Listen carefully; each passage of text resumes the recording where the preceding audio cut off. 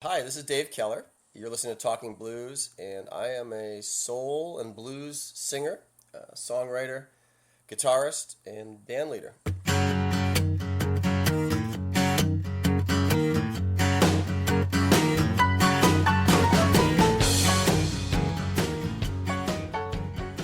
I want to start not at the very beginning. I don't know why, but I want to ask you about your experiences with AmeriCorps Vista. Oh, interesting.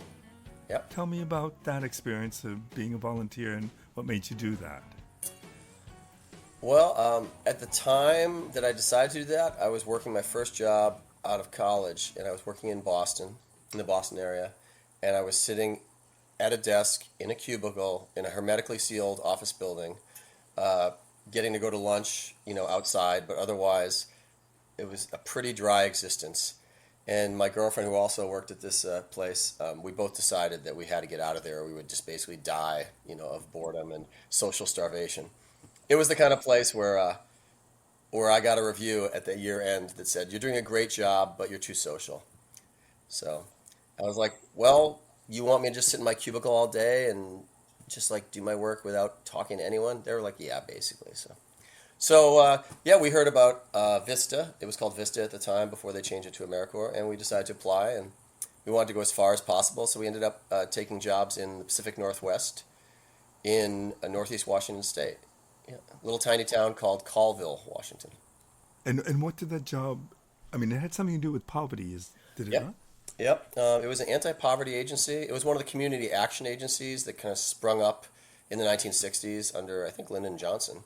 That and My specific role was working with families trying to help them cut their electricity and heating expenses. So I would go to these homes, mostly of women. It turned out like single moms and older single women and elderly people, and just go through their homes with them and try to figure out where heat was leaking out. If they had a faulty water heater or whatever it was. A thermostat that wasn't working, and then we would get money from the local utility, and we would help them basically. Yeah.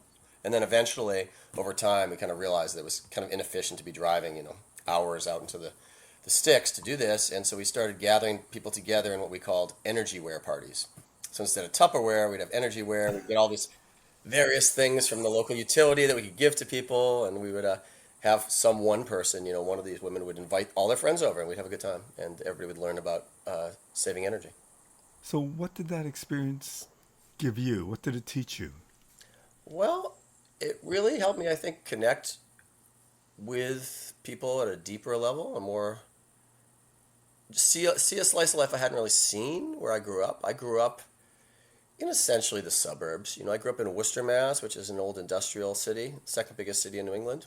Uh, but I grew up like in a kind of a suburban part of it, and somewhat sheltered, I would say. And then we moved when I was 11, middle of sixth grade. We moved closer to Boston, out near Framingham, and that was even more, more sheltered, I would say. And so it wasn't really until I got out of school and started, I guess I just always felt like that I didn't like the way the world was set up, and I just felt like it's not a level playing field, and it's obvious there's a lot of people suffering out there, and I wanted to do my part to help alleviate that. So, meeting people one on one and getting to hear their stories was really powerful, and really I think helped educate me in a way that college didn't educate me. Interesting. And also, while I was out there, I also volunteered. One of the women that I worked with, actually, not in my job, but as an employee, but one of the people I went to help, she was in a domestic violence situation, and so I actually accompanied her to court and tried to kind of help her through that. Connected her with the domestic violence branch of our agency, and then I ended up volunteering for that part of our agency and worked on the hotline, which was really interesting. I presume as a musician, you're probably asked often to help support causes and to do charities Hmm. or charity gigs. Yeah. So I guess it helps to have that kind of experience. Yeah, yeah. I mean, until I was like a full-time musician, I worked for a bunch of different community action agencies because once I moved back from Washington State, I was out there for a year, and then the gig was up basically. It was a year-long program. I moved to Vermont, and I started working for different agencies in Vermont. and doing that kind of work. Some of it was heating assistance, some was running outreach food shelves, some of it was just general advocacy work where I would help anyone who came into the office that needed anything. So someone might come in and they'd be homeless, and you'd try to help them find a place to live, or someone might come in and they were having their electricity shut off, and you would negotiate with the utility or with the landlord, things like that. So Wow. yeah, it was really good work. It felt great, and I really felt like I was helping people. I mean, sometimes it felt a little bit like a band-aid, but we still need band-aids. For sure. Okay, so let's talk about your music because I find it interesting about your musical path, and it's not the usual path. It seems like you came to music a little later than other people, and maybe that's not completely true, but definitely to the blues, you seem to be much older than some other people did, and also your singing. So let's talk about how music first came into your life. I know your parents were encouraging and somewhat musical, but tell me about how music came into your life. Well, yeah, I can remember being really little, as a kid and dancing around the living room to Harry Belafonte songs, Deo and different things like that, and getting a little bit. My parents had a record player and had that kind of thing happening. And like you said, my parents were supportive, and they loved music. My dad especially was really into classical music and opera. That was his love. He grew up a poor kid in Brooklyn, and once he got found out about classical music, he was all about it. And um, I wonder yeah, when sorry, so go ahead. with this love of classical and opera, how does that have any impact on you? Well, it's ironic because I kind of went 180 degrees and went to roots music, and blues, which is one of the deepest forms of roots music, I think. But I do totally remember, he would be listening to music, on his day off on a Sunday, and he'd be like pointing it out specific instruments. He'd like, listen, David, can you hear that? That's the French horn, or that's the oboe, or hear what they're doing there. He listened very closely. He was really really into it, not just as a casual listener, I wouldn't say. So yeah, I think that taught me at an early age that there's a lot of different layers to music, and I'm kind of someone who likes to go deep into whatever I'm into. Like when I was 9 years old, I was into collecting shells, and oh my God, I would have collected every shell on any beach in the world if I could have gotten to that beach. I was really into it. And then after that, I was into Dungeons and Dragons for a while. I was a complete nerd, at that age, and before Dungeons and Dragons was cool. Now you see magazines, 50 years of Dungeons and Dragons in the supermarket. I'm like Time Life. I'm like, you got to be kidding me. It was the curse of death, the mark of death if you played D&D in middle school or high school. But anyways, yeah. So your initial question was getting back to like the blues and starting late and that kind of thing. Oh yeah, so yeah, my brothers are all actually musical too. I've got two younger brothers, and so my brother Todd and I, my middle brother, I'm the oldest of the three. We would sing Beatles songs, when we were like 7 and 10, and we recorded ourselves on a little cassette recorder. Uh, and then so eventually, like high school, I was really into music. Middle school, I was into music. High school, I was into music. But just whatever you'd hear on the radio that caught my fancy. The B-52s I loved. I loved Styx before that. That was kind of my favorite early band. And then when I got to college, I really hadn't listened to any black music. I'm like ashamed to say. I mean, I just didn't really know anything about it. It wasn't on the radio that much in suburban Boston. I was mostly listening to rock stations, I guess. And it was like before Living Color, I guess, and kind of black rock bands kind of were more known. And somehow I got turned on to Hendrix, Jimi Hendrix.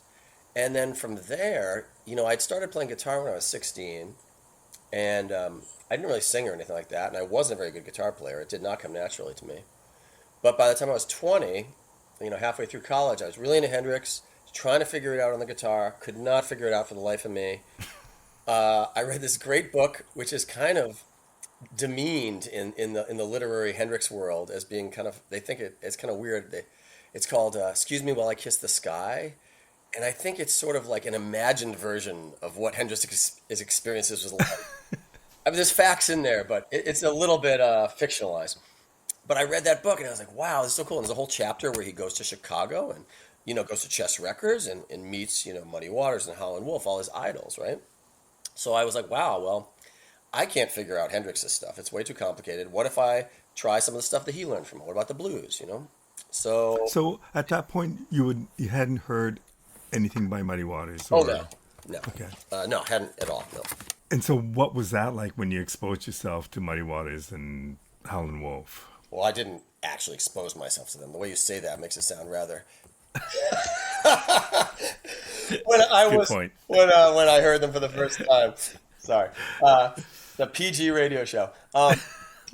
No, so yeah, I started listening to the blues radio show at my college. Wesleyan University in Connecticut had great blues programming, and so I would listen to it. And I remember hearing Elmore James, and Muddy Waters, Little Walter, Hound Dog Taylor, all these great people, and it struck me as really real, like really like emotional and real. And you have to remember this was the mid '80s, mid to late 1980s, and everybody's listening to Madonna and the Beastie Boys, and just like kind of vapid stuff. It was all kind of about partying, I felt like, and just materialism, and Michael Jackson. I mean, it's kind of like a lot of that stuff's pretty light. Prince, it's just like funk. I mean, like funk, but without a lot of depth to a lot of it. Nothing against Prince. The guy's a great artist and a genius, but lyrically and stuff. And so the lyrics of the music and the music itself just really hit me hard. That wow, like these people are having real emotions, and it kind of ties back, I think, to my childhood. Living in the suburbs with a family that was kind of, like middle class or maybe slightly more, and trying to get ahead, and didn't really know how to connect with their emotions. And if you had an emotion, if it wasn't like you're happy, all the other emotions were like, well, you'll be fine. Where's the carpet? Hold on, let's sweep it under the carpet. You'll be fine. You'll get through it. And that's fine for a while, but eventually, you become an adult and you realize you can't just sweep everything under the carpet. You end up with a big lump under there that everybody's tripping over, or you're tripping over. So I think the emotionalism of the blues really hit me at a subconscious level. Frankly, I didn't really think I realized why it was hitting me or how it was hitting me, but it gave me an avenue to express my feelings. And as I mentioned, I was a nerd when I was younger, and I was, when I entered high school, I was basically, only had lived in that town for a couple of years, and I was the shortest kid, second shortest kid in my grade. I was skinny and weak and too brainy for my own good, probably, and not at all popular with girls. I think I had two dates in high school, both of which were epic failures. Uh, I don't know. We don't have to talk about it long. We can if you want. If you want to ask me, I'm happy to share. Uh, but yeah, one of which was the prom. Uh, but yeah. So I think I really didn't fit in, and so I kind of carried that with me, and this need to sort of, to show the world that I was okay. You listen to the stuff and you think, okay, there's a lot of emotion. I like what I'm hearing. You play the guitar. Are you thinking I would like to play the blues? Well, what really happened, right, is that yeah, I started listening to the blues, and I was interested in playing the blues, absolutely.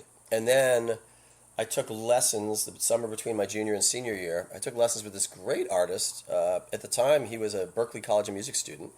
His name is John Geiger. He's actually a recording artist now. He's got his own, I think it's his first full length album or second full length album is out right now. It's a live album. He lives out in California, in Southern California. John Geiger, and he was my guru. He was only a year older than me, but I would go over to his little apartment, and we would sit in Somerville, Mass. And we would sit on the floor, kind of Indian style, and he had a little stereo set up on the floor, and it's almost like he had no furniture. Uh, but and he'd play B.B. King records and Eric Clapton and whoever else, Otis Rush, and he would say, listen to what BB's doing there. Listen to how he bends that note. Listen to the vibrato. Listen to the space he uses.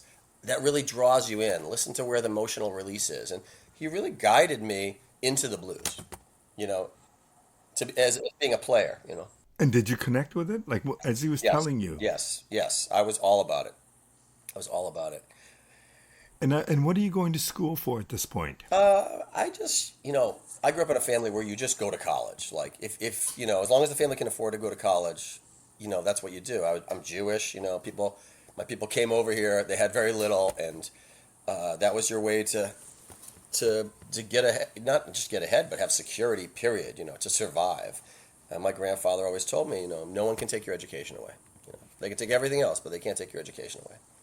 So I went to, it was just a Bachelor of Arts. It was liberal arts. I mean, I majored in English just because there was nothing else that really appealed to me so much to major in. Although I ended up taking enough African American courses, African American studies courses, that I could have minored in it probably, I suppose. I think I was maybe one course shy. You know. But what were you hoping to get out of that and go into after you graduated from school? Right, good question. I at the time, I really wanted to work in environmental work. I wanted to save endangered species. I guess that'd be the simplest way to put it.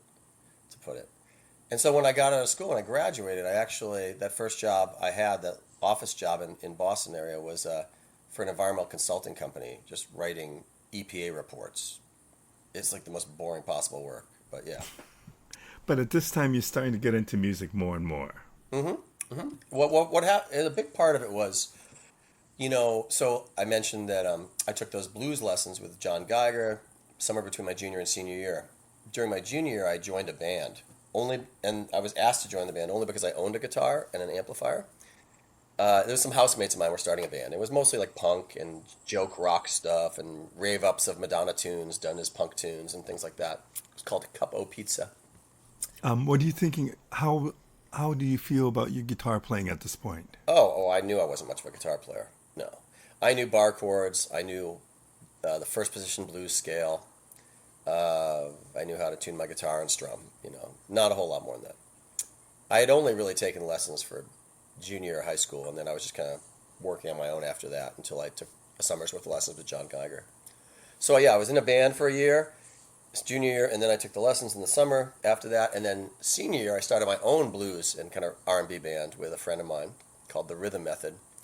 And then I got to start playing some of these blues songs that I was, had learned and was starting to write a little bit, just barely, but yeah. I wonder what your idea of blues was at that point, especially now when you look back on how much you know about the blues and the different people you've worked with. Yeah. But as a young kid starting a blues band, what was that blues like? Right, so I did have the opportunity to go see some blues acts live, because I turned 21 at the beginning of my senior year. And so there were in Connecticut, where I went to school, there were actually a fair amount of great clubs. And I would go, there was this one club, I don't know what the name of it was, I can't remember, but I saw Little Ed and the Blues Imperials. I saw Ronnie Earl. That was actually the biggest one, because that's really what blew my mind. I had, in the meantime, become a DJ on the college radio station, and someone had called in once requesting Ronnie Earl. Someone from a jail, actually, ironically. We had a lot of prisoners as listeners. And so I had played a Ronnie Earl record, and I fell in love with it immediately. It was Baby Doll Blues was the name of the song. And so when Ronnie came to the area, I went and saw him, and he was amazing. It blew my mind. I mean, have you ever seen Ronnie Earl?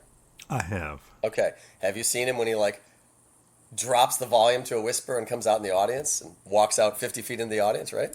Yeah. So, yeah. So that blew my mind. And, kind of neither before nor since have I seen anyone who's really done what Ronnie does. I mean, it's a unique thing. And so, yeah, that really got me hooked. And I was like, wow, if I could ever be on a stage with Ronnie Earl, that would be my life would be complete, I could die a happy man. Really, literally, that's how I thought. No. And you did accomplish that. But before we get into Yeah, that, we don't have to jump ahead too but that's pretty amazing that you would think that. I mean, I don't know if that inspired you to seriously follow music or It did. pursue music. It did. I mean, I still figured I would need a day job, I mean, I didn't know anyone who was a professional musician, other than the people I would see in the clubs, Ronnie or, people like that. But, yeah, and, you got to remember, too, I grew up in a family where the push was always towards professional stuff, like going to business or, I wasn't going to be a doctor or anything like that, but, I could have gone into law, I suppose, But, yeah, the idea of being a musician, I remember my dad at one point, as it became more and more clear that I was more and more serious about it and getting more and more gigs, when I was in my 20s, I remember he was like, well, music is a great avocation, but it's not a vocation, and that always stuck with me as a little bit of a challenge, to be honest. And I was like, well, I'll show him, And I remember when I moved to Vermont after, I lived in Boston, I lived out in the Northwest for a year, and then I moved to Vermont, 1993, and one of my first gigs was, this is kind of funny, the Kelly agency? I don't know if you guys have that up in Canada. It's a temporary agency. Oh, okay, yeah, yes. They used to call them Kelly girls because it was mostly Right, women right. who worked as secretaries and receptionists and things. Well, I was quote unquote a Kelly girl for about I don't know, like 6 weeks or something when I first moved to Vermont. While I was looking for a permanent job, and I worked at this college called Johnson State College, way up in the mountains. Like every time I would drive there, it was like an hour drive, and it would always be snowing by the time I got there. Now, I had moved up in the middle of the winter, which is probably not the wisest time to move to Vermont, but the way it worked out. And so I met the head of student activities or whatever, and they hired me to do a show, and they paid me $350 to do a solo show, which in 1993 was a lot of money. Like that's probably like at least a grand now, or maybe even a little more. And so when I Right. told my dad that, then he was like, "Well, okay, okay." That was kind of what pushed him over the hump of being more accepting of my choice of a career. Was that a difficult decision? I mean, at one point you decided that you would quit your Yep. day job and Yeah. become a full-time musician. Well, luckily, essentially, the decision was almost made for me because, I worked a series of jobs, like all kinds of crazy jobs, everything from working in a high school as a teaching aide to working for these food shelves and anti-poverty programs to I worked in a battered women's shelter. I did all these different things and ran I ran a water protection group, like for a local river.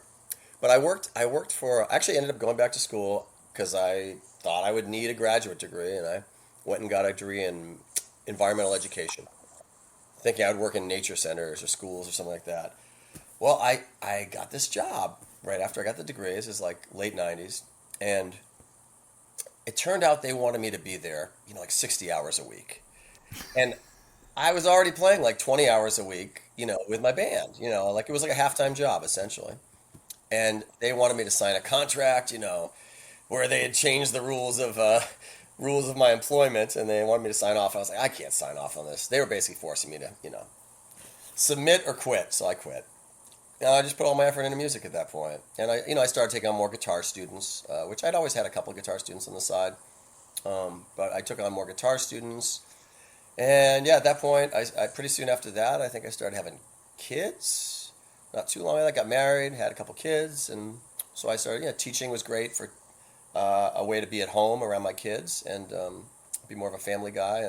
And I still did my gigs, and I was still doing like 2-3 gigs a week, year round, pretty much. Yeah. And did you, like, when you decided that you would quit and do teaching and play and Yeah. concentrate more on music, did you have a goal in mind? Did you have an idea what that meant as a musician? Right. Right. That's so interesting when you say that because it is the kind of field where there aren't necessarily the same kind of goals you might find in a traditional job. Right. It's not just about working your way up the pay chain, and becoming a manager or whatever it is until you retire. I mean, I'm constantly reevaluating what my goals are and what they should be, what actually makes me happy. But I think at the time, you know, uh, I really wanted to do what Ronnie Earl was doing, to be honest. I wanted to be out there at a high level, playing this music at a high level. And I wanted to be writing original songs that moved people. I wanted to have a killer band.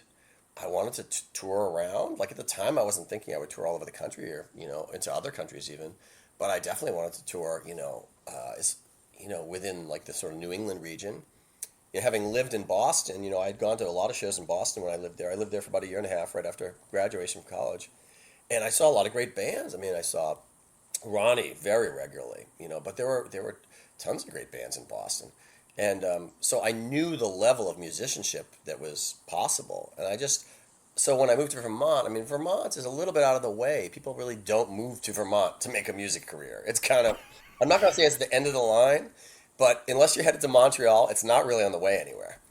What made you move to Vermont? I think, I don't know who told me this, but I think it might have been Johnny Rawls who might have described you as the king of Vermont. That's funny. I love Johnny. God bless him. Um, Yeah, what made me move here? Well, I'd been living out in Northeast Washington State, which was pretty rural for the Vista program. And so I wanted something that was kind of rural. I got used to living that way, and I knew I didn't like suburban living. And after living in Boston, I didn't really want to live in a city. So I thought if I could find something that was somewhat rural back east, that would be cool. That was within like a day's drive of where my family lived down in Massachusetts. And it met my criteria, which were like it had to have a blues bar, it had to have, maybe somewhat liberal and kind of young people. Um, what else? Had a place, places where I could play, frankly. So, yeah. But so, I mean, is there a reason why there aren't that many musicians, well-known musicians from Vermont? Well, there's only 650,000 people in the whole state. But there are actually, for a state that size, I feel like it does have an outsized role in the music world. I mean, if you think about Fish, it's like the biggest touring band in the country. I mean, in terms of income, right? Grace Potter, super awesome musician, famous, great records. And this new guy, Noah Khan, I mean, he was number one on Spotify or number one like TikTok. I mean, blew up. He's from Vermont. There are definitely great musicians from Vermont. And the other thing that's cool is, Vermont in the, kind of the 70s, 60s, late 60s, early 70s, a lot of hippies moved up here. So there was this really interesting mix culturally of the kind of, they would call them woodchucks would be the typical, like, it's not like a derogatory term, but of like the people who lived here kind of back in the woods, right? Like, down to earth hill people or whatever. And then the hippies who moved up, and kind of their whole culture kind of intruded on the existing culture. And of course, there were Abenaki people here already, the native people, the indigenous people. So a real interesting mix. But a lot of the people who came up, the hippies were from like New York, Boston, Jersey, Connecticut, and Philly. And they brought with them, their music and a lot of talented musicians. You might have heard of Paul Asbell. He was from Chicago. He moved out here, founded the Unknown Blues Band with this guy, Big Joe Burrell, who was a great saxophone player, an older black musician who played with B.B. King. And they were the kings of Vermont blues for like 30 years at least.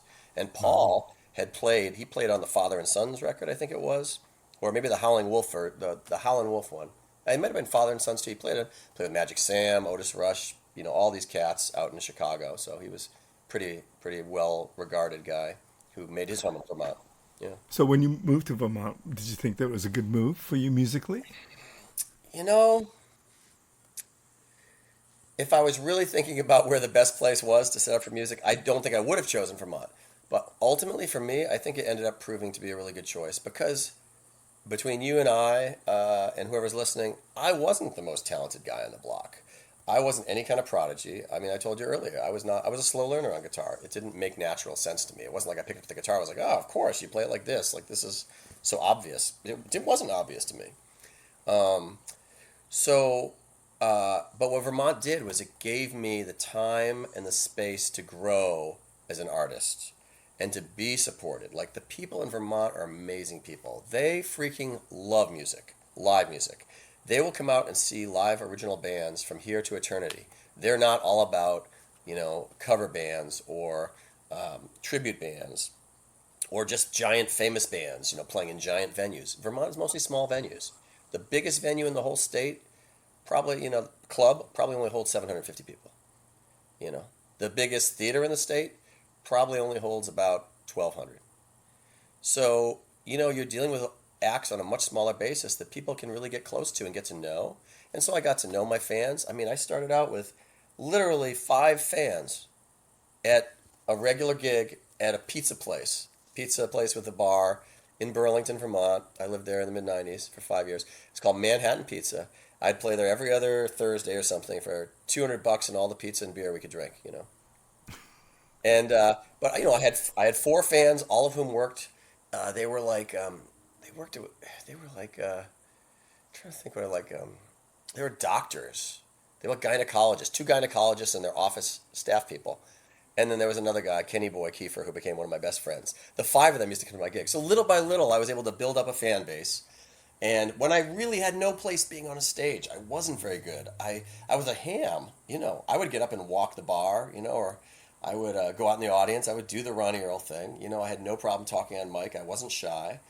But yeah, I was hitting plenty of clams on the guitar. I could not sing very well. My original songs were nothing to write home about.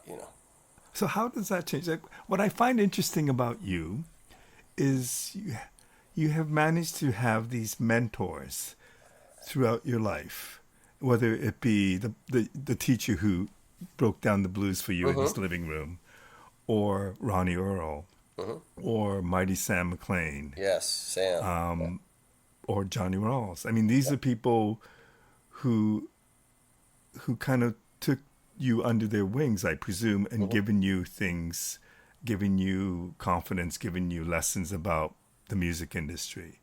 You know, you hear musicians connect with other musicians and get that guidance, but for some reason, you seem to have this ability. Paul Rochelle, another one, Yeah, I love Paul Rochelle. right? And just each, I presume, each one of you, each one of them gave you something that has given you what you are today. Can you talk to that a little bit? Yeah, that's the part that makes me the happiest, I guess, to be honest, because each one of those people, became a dear friend and had such an impact on me. I mean, I was a kid or, a young, whatever, a 20-something-year-old who was hungry for the wisdom of it. It was religious to me almost. It was religious. And maybe growing up Jewish has something to do with it. Like I am a spiritual person. I am a person who prays and like I'm a person who wants to be connected with deeper things. When Ronnie Earl plays a solo and he's ripping it up, and then just when you think he's gonna come back up for air, he goes deeper.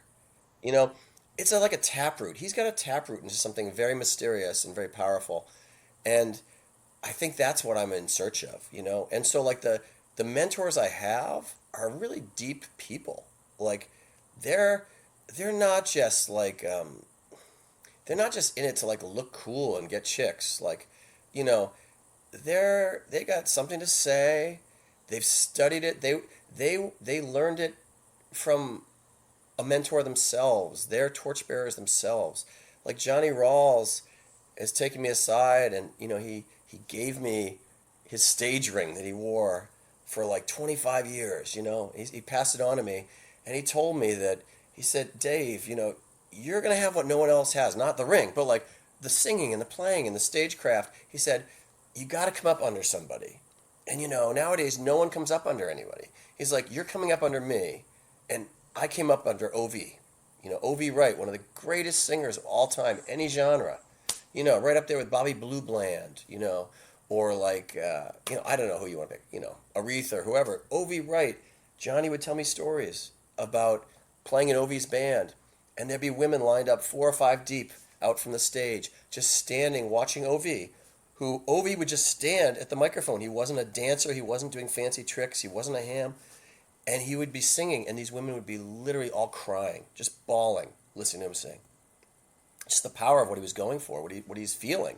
Mighty Sam McLean, one of the deepest artists you're ever gonna hear. Are you into Mighty Sam? Are you familiar with his stuff? I am. I remember interviewing him many, many years ago, and I was I don't know why, but I was so intimidated by him initially. I Yes. might have read something that he might be difficult or something. And I was at the Boston Blues Festival. He took me into his, I don't know, his van or whatever, Yeah. trailer. Yeah. And he had the greatest laugh. Oh yeah, he did. Right. Yeah. Yeah. Like it was just like unbelievable. And I just remember very quickly thinking how friendly he was and how Mm-hmm. funny he was. But I just Yeah. remember that laugh, which was so powerful, Oh, and what a great singer. what a great singer. Right. Right. Yeah. He would call me up, Keller man, Keller man, and he was. Yeah. He had a great laugh. Yeah, but he was a guy, right? He intimidated a lot of people. I think you're right. And in some ways, he was his own worst enemy because he had such a sense of pride.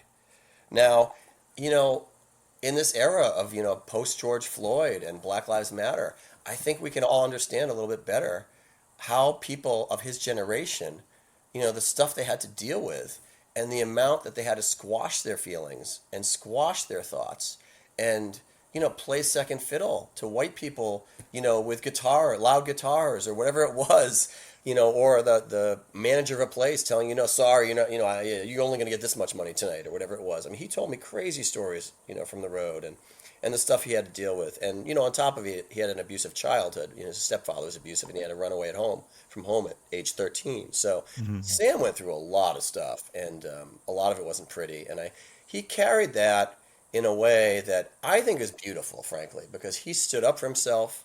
He went to Europe. He was treated like a king there, five-star hotels, you know, just revered, as one of the great voices of America and American music. And when he'd come back to the U.S., it was like a lot of people could have cared less. They're like, who's this guy, right? They didn't see what was in there right in front of them. What do you learn from something like that? I mean, it's a persistence. It's a belief in yourself and a sense of who you are. Um, that you have to have a lot of. My grandfather used to call it stick-to-itiveness. And it's tough. It's tough to get knocked down and get back up and get knocked down and get back up. I remember when I used to start, I book 95% of my gigs myself still. I don't have an agent really, like I'd love an agent that would do something for me that was, a quality agent that had good connections. But, until then, I've been doing it myself for 30 plus years. And I remember when I started out, I used to send out cassettes, to these little clubs, to get these solo gigs back before I had a band. We're talking like 93, 94. And I remember the first four cassettes I sent out. And I didn't get a single gig from any of them. And I was like, oh, God. And one of them like sent something nasty, like, oh, yeah, well, you're really not our kind of music. You're really not up to our level or whatever it was. And I was like, well, okay, I'll show them. This part of me that's like, oh, yeah, I like to be the underdog. I like to be the underdog. It's kind of weird, and Sam was definitely the underdog. He was definitely that way. Okay, so you talk about not being a great guitar player, not being a great singer. At one point, you become a decent guitar player, a decent singer. How does that happen? It just time put in. I mean, I think of it like I think by the time I was 30, I was getting decent. Good. I mean, By you the didn't time I was start singing 40, for what's that? you didn't start singing very early. I mean, that No. came later, right? No, yeah. I didn't start singing until I was most of the way through college, so 21, something like that. And then, but what's interesting is, especially once I met Sam and once I started getting into gospel, like towards the end of my 20s, I started really getting into gospel music, especially gospel quartets from like the 50s and 60s, and 40s even too, like the Dixie Hummingbirds, Sensational Nightingales, people like that. And what was it, the Spirit of Memphis Quartet, and then like who am I thinking of? The Staple Singers, of course, and Ray Charles. I loved Ray Charles, who I think of essentially as, very much a gospel artist who just took it secular, with the lyrics. But Mhm. uh, and I started singing along with that stuff, and I really just fell in love with it. That to me was every bit as expressive as the blues, if not more so in a lot of cases. And so I would sing along with that, and I taught myself to sing essentially. Like I never had a vocal lesson. I never had a vocal mentor. Like, yes, Sam McLean and I were like really, really good friends, and he was my mentor, but he didn't really like sit down and explain to me how to sing. It wasn't like that kind of relationship. Um, But it's interesting to me that in case of Sam and in case of Ronnie, and I don't know if it's the same with Johnny, hmm you give them a CD to listen to, hmm and they don't really know you. They take your CD and they listen to it and call you back and say, "I really like what you're doing." Right. Right? Like, I mean, that's Yeah, a. right. It is kind of mysterious. Like, why me? Like, what about it? Well, do you really feel that way? Or are you not confident enough that you would give it to them, thinking that hopefully they will like it? Well, no, no. I hope they would like it. I was nervous as hell, sending it off to Ronnie. I mean, uh, and Sam as well. I gave it to him at a blues festival when I got to open for him. I don't know. I'm much more confident than I was, but at the time I wasn't that confident. No, I think at a certain point after you've gotten enough good reviews and you've had enough people telling you you're good and you've met enough people who are kind of your idols and they tell you good. I mean, eventually you start to believe some of it, but there's always a part of me that maybe it's part of it is like that whole thing where in the blues world we expect people to be authentic.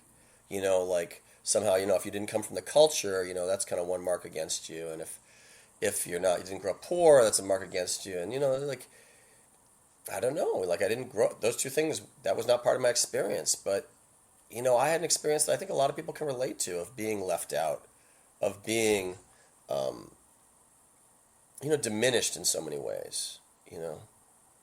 I mean, I can still remember just being in Worcester when I was growing up, out on the playground, and the kids would like line up to pick teams for dodgeball, and like they would go through all the boys first, and I wouldn't get picked, and you're sitting there waiting, and you're like hoping, right? You're hopeful, and nope, nope, nope, nope, not nope, nope, nope, and then there'd be no more other boys left except for me, and then they would start picking girls, and and they probably should have because the girls were much better athletes than me, I'm sure.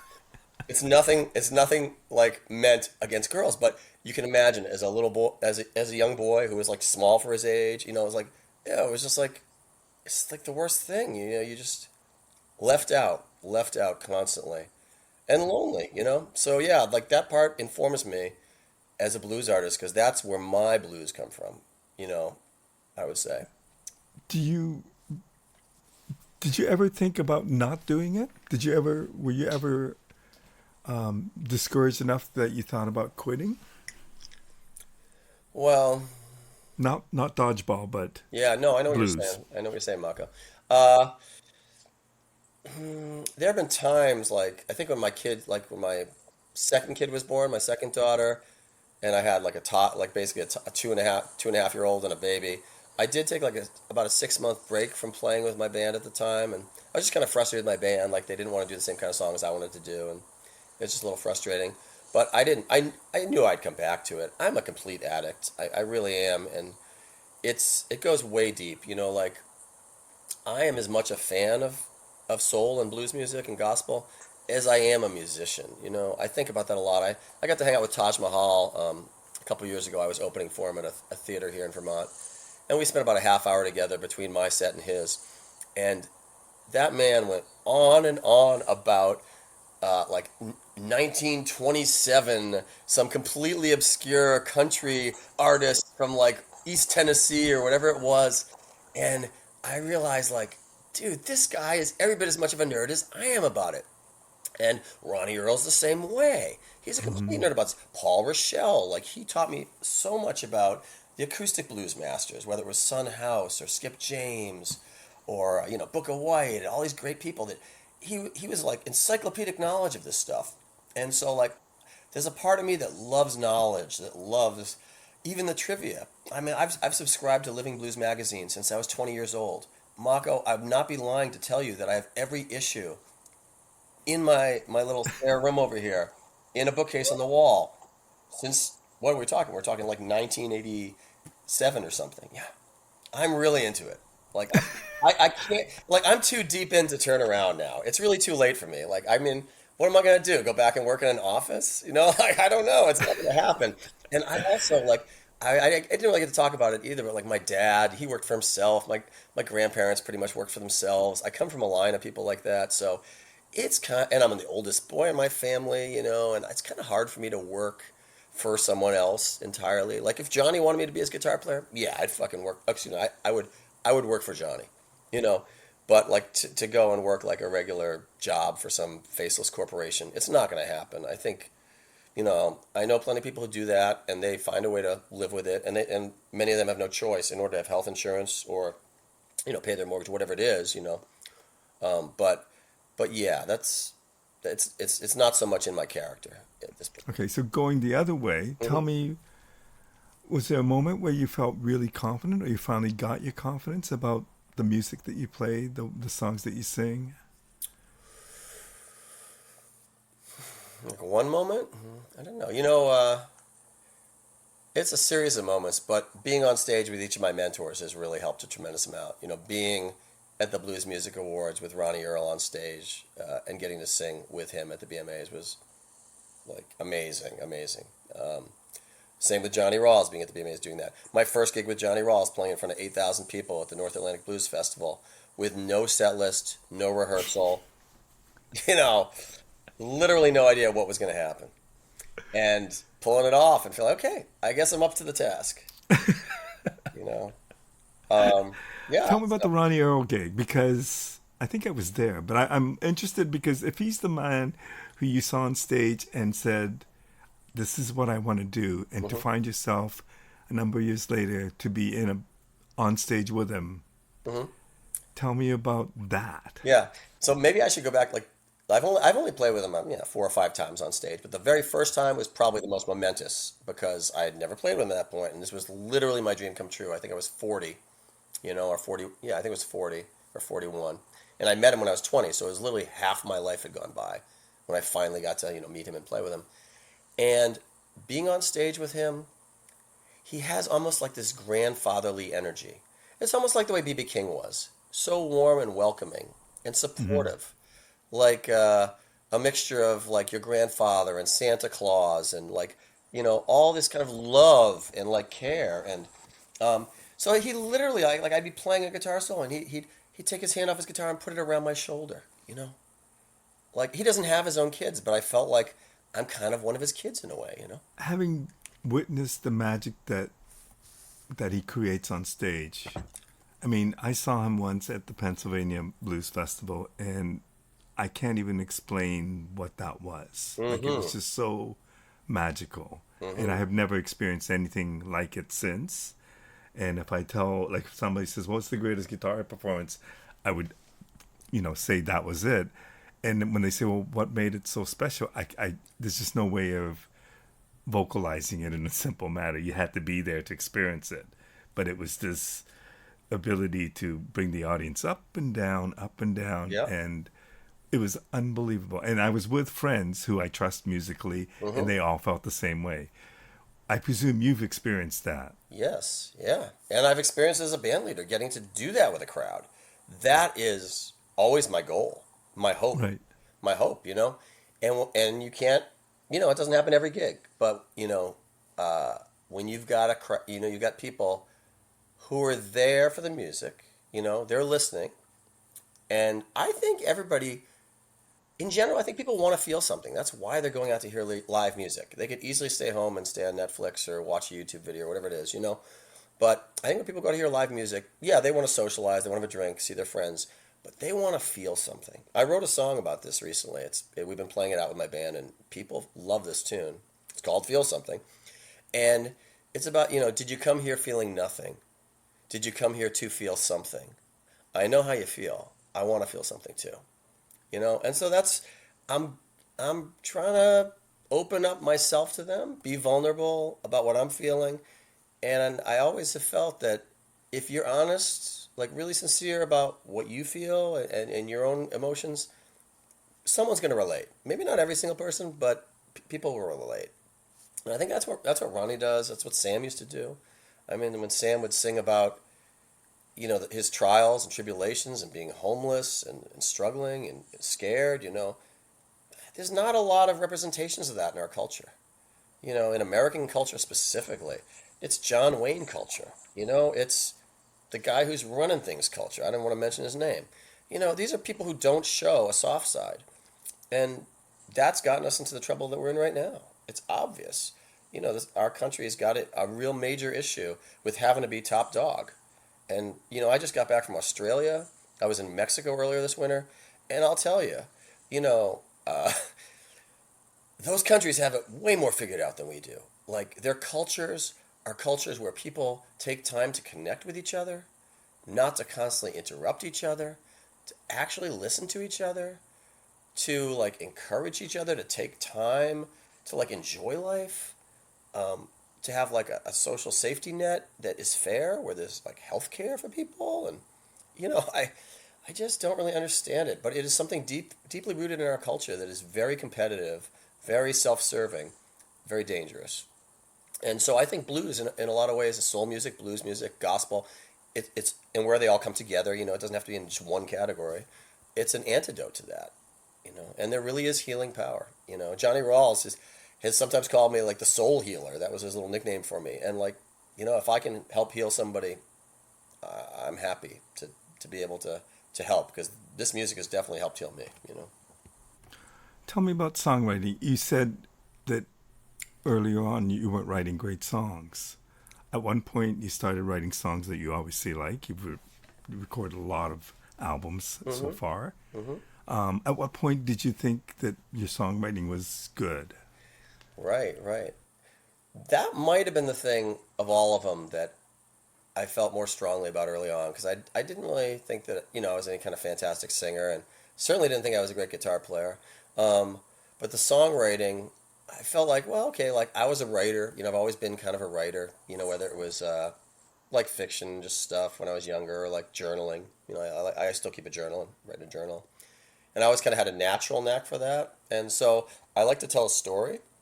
And so when my songs became more story-like, where you start off in a place where you're introducing the listener to your situation, and then maybe you're stepping back a little bit to explain how you ended up in that situation, and then you're stepping forward to be like, this is where I'm at now, and this is what's going to happen now, where you're headed to solve it or find some kind of a piece with it or whatever it is, or maybe it's a little turn of something where you surprise the listener.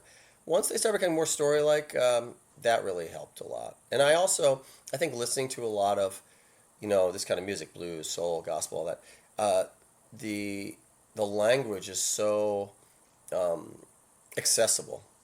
I was talking to a friend of mine the other day who's kind of more in like the indie kind of alt folk world, and I was trying to explain to him I actually have a new record. It's not out yet, but it's all the mixes are done. It's an acoustic album, and it's pretty different than my previous few records, really stripped down. And I was trying to explain to him the difference between like kind of my music and like the kind of music in the world that he's in. A lot of the music that he's in, the music in that world is very kind of obscure. Like it's like poetry, and you really have to listen to it a bunch to really get what they're even talking about sometimes. And there's a lot of 25-cent words in there, or 50-cent words or whatever. And look, I mean, I've got decent vocabulary, but I feel like I wanna I want to talk. Like song is when I write a song, I'm talking to someone, and I want them to be able to understand it. I don't want it to have to be this dense thing that someone's got to like pull apart and so many layers. Like, well, that's great. Like I read books like that sometimes. Like I read Cold Mountain. Oh, that was such a great book. It's basically like the Odyssey retold. Like now I haven't read the Odyssey since I was 20, and I can't remember much of it, but it's a great book. Like I like stuff like that too. But I think there's a simplicity to the way blues songs and soul songs are written that really hits me, and I feel like once I started tapping into that, that's when it started to hit a little harder. Was there a moment, like, was there a song that you wrote and thought, oh, I think I'm getting it, or this song is closer to what I imagine a good song to be? Mm. I think the song I was most proud of on my first record was Rope of Faith. Now this album is not out there on the digital world yet. I still haven't released it, but it was a song I made up on the spot with my keyboard player at the time, Andy Harris. And I told him I wanted to do a gospel song. He said, "Well, what's it called?" I was like, "I don't have a name." He's like, "Well, what key?" It doesn't have a key. Whatever key you want to sing it, whatever key you want to play it in. It was at the end of the session, and so he just started playing a gospel figure, and I just started singing over it about the idea of like faith being a rope that you could pull yourself up on, right, to reach something higher. I felt really proud of that. I felt like, wow. So there's something in me that if I allow myself to like open up to it, I can tap into that. So tell me about the new album, this acoustic thing. Why is it a little different, and why did you do this at this point in your life? Okay, okay. Yeah, thanks for asking. I'm really excited about this album, and I'm also completely stymied by it because it's the longest I've ever waited before releasing an album. It's been literally a year today. A year ago today, I started recording it. It was 4/2/24, which is a palindrome, which I thought was a perfect day to start on. But last winter, winters in Vermont. Well, you live up north. You're in Canada, Yeah. so it's long and cold, right? You need a project to keep you sane during the winter, right? So my project last winter, I realized was I've got all these songs that I haven't recorded. I was like, oh, I'm curious, how many songs do I have that I haven't recorded that never made it onto an album? And I went through all my old voice memos on my iPhone, all my papers and stuff, and I had like 100 songs. I was like, holy cow! And these were all like basically completed songs. And I'm not gonna say they were all great. They weren't all great. But I thought, huh. And so then I started. I'm like a real list maker. Like this is. I don't know if it's like some kind of weird on the spectrum kind of thing, but I love making lists. It's like satisfying to me. So I made a list. I went through each song. I was like, does it have a great groove? Does it have a great melody? Does it have a great story? Is it really catchy? And then, do I love it? Those are my five kind of criteria. And I went through, and then I just sort of looked at the results, and I was like, okay, I got about like 15 songs I should like consider for the next record, and I narrowed it down to 11, and then I called. A friend of mine called me. He was coming to go cross country skiing in Vermont, and you know the band North Mississippi All Stars. Yes. Okay, so he was their bass player for quite a while. Jesse Williams, he's out of Boston. He also is Duke Robillard's bass player. He's on tour with Jimmy Vivino right now. Great, great, great bass player. And we were talking, and then as we were talking, I was like, I was telling him about what I was doing with the songs and stuff, and I was saying, you play a upright bass, right? He's like, oh yeah, yeah. He's like, I do probably like half my gigs on upright. I was like, yeah, I was thinking I'd love to have upright bass on the record, when I record these songs. He's like, oh, well, I'd love to be involved. That sounds great. I'd love to do that. I was like, oh, whoa, okay. He's like, well, have you thought about like where you would do it? I was like, no. He's like, well, if you could do that in the Boston area, and I know some cats down there, and so he basically connected me with all these amazing people. This guy Chris Rival, who's got a studio just north of Boston in North Reading, he recorded a lot of stuff, including Susan Tedeschi's early stuff. And I got this is really cool, Kevin Barry. He's like one of those guitar players. Like if you're in the know, you might know him, but he's sort of like behind the scenes. He's like the support character, like the best supporting actor, Right. But he tours with Jackson Browne as his guitar player. He toured with Ray LaMontagne. He toured with Roseanne Cash. But most important to me, he was on Mighty Sam McLean's comeback album and the follow-up album back in the early '90s. Give it up to love. Yep. And he was really close with Sam, so he's on the record playing all the guitar. I played guitar on one tune. I decided I really want to focus on the songs and singing them.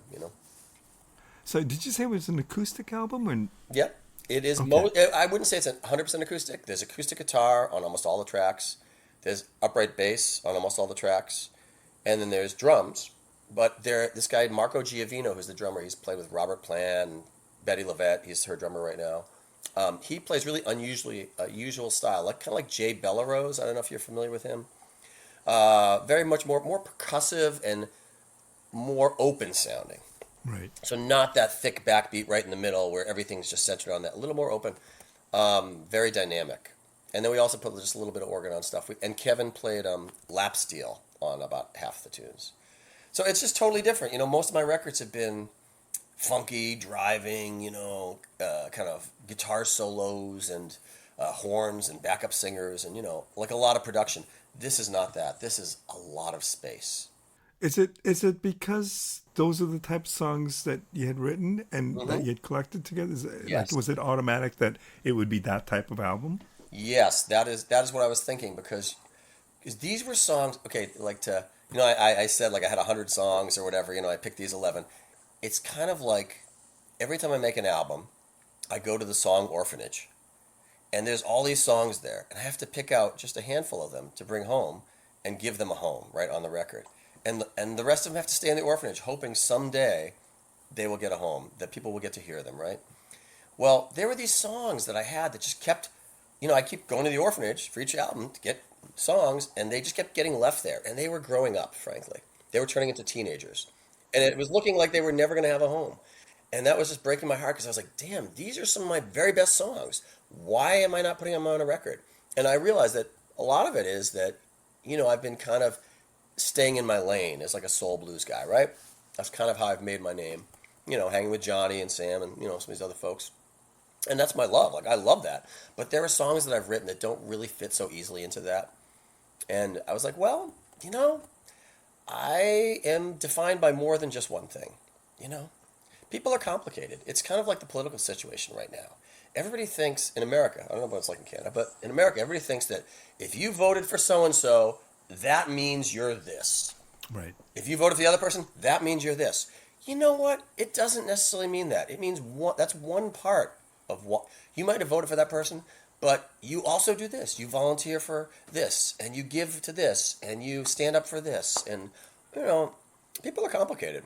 So I don't know. I think I'm kind of a complicated person in some ways. Okay, so you picked these 15 songs, 11 songs from a pile of 100 that have been sitting around for a long time. Yeah. Is there something that makes them an album? Like, what's the right word? Like is there something that connects them? Yes, a through line. I think that's the word. Through line. Okay. Right? I would say they are all they're all about love and heartbreak. I mean, I hate to say it, it's kind of, cliched, but they're not like, I've had albums where I had more like political stuff, like more inspirational stuff, more stories about other people, like fictional kind of stories. There's a couple a little bit on these, but these stories are all about me, you know, and stuff I've gone through, and it's a little more personal that way. It's not, and they're not just like catchy songs. That's the other thing. It's not, they're not like light that way, where like, oh, it's a cool, catchy bass line, and then I'll put a catchy chorus to it, and I know people will dance because it's a tune I'm going to do with the band. Like the last album I did, It's Time to Shine. Honestly, if I was going to be completely honest with you, I really wanted to do this acoustic album first. But at the time, we had been playing the songs out live a lot on tour with my band, the ones from It's Time to Shine. I just felt like I should record these now while they're really tight and really good, and the band is crushing it, firing all cylinders. So I wanted to kind of almost do that and like get it out of the way through the pipeline so I could get to this album. Well, And it's a I'm good really album. proud of that last album. Don't get me wrong. Yeah. But there are songs on that album that are a little lighter, I would say. So, what's the hesitancy about the new album? Because it's so different? Yeah, because it's so different, and I guess I'm just curious how, the blues world, which is how I've kind of promoted I promote myself generally within that kind of world, the blues and kind of soul world, how they would react to it, because it's kind of, it touches on like singer-songwriter-esque stuff, folk-esque.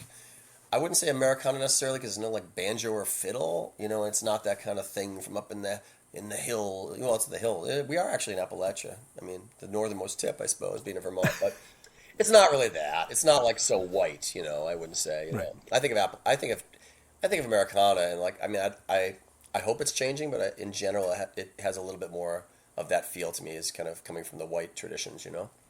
Okay, so what's it called and when's it going to be released? Well, right. So this is the other thing. I've dumped some of my own money into it, a good share to record it, and all the mixes are done. But yeah, I'm shopping it around to record labels, and I'm hoping to find a label that would promote it beyond just the blues world, because I really think it has legs beyond the blues world. And so I'm just trying to find the right fit, and it's going to take just the right person, I think, who believes in it, because it is a little bit cross boundary.